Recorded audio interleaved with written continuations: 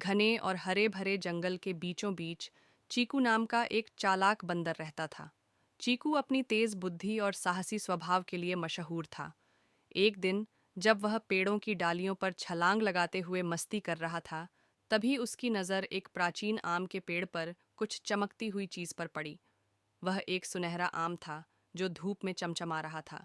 जिज्ञासु और भूखा चीकू तुरंत उस आम की ओर चढ़ने लगा। जैसे ही वह आम के पास पहुंचा, नीचे से एक गहरी दहाड़ सुनाई दी।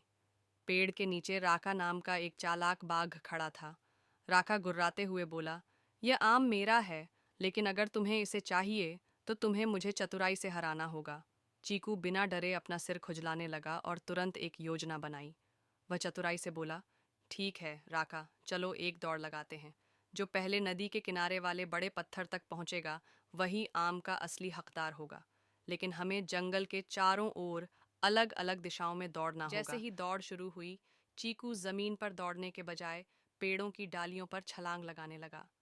शाखाओं के सहारे तेजी से झूलते हुए वह राका से बहुत पहले उस बड़े पत्थर तक पहुंच गया। जब राका वहां पहुंचा तो वह हाँफ रहा था और थक कर चूर हो चुका था। लेकिन चीकू पहले से ही पत्थर पर बैठा था और अपने हाथ में सुनहरा आम पकड़े हुए मुस्कुरा रहा था। चीकू ने मजाकिया लहजे में कहा, लगता है मैं जीत गया, और आम को चखने लगा। वह आम इतना मीठा था कि उसने ऐसा स्वाद पहले कभी नहीं चखा था। उस दिन से चीकू की बुद्धिमानी पूरे जंगल में मशहूर हो गई और राका ने फिर कभी एक बंदर की चतुराई को कम नहीं आंका। इस कहानी का नैतिक संदेश है, बुद्धिमानी और चतुराई शारीरिक शक्ति से अधिक प्रभावशाली होती है।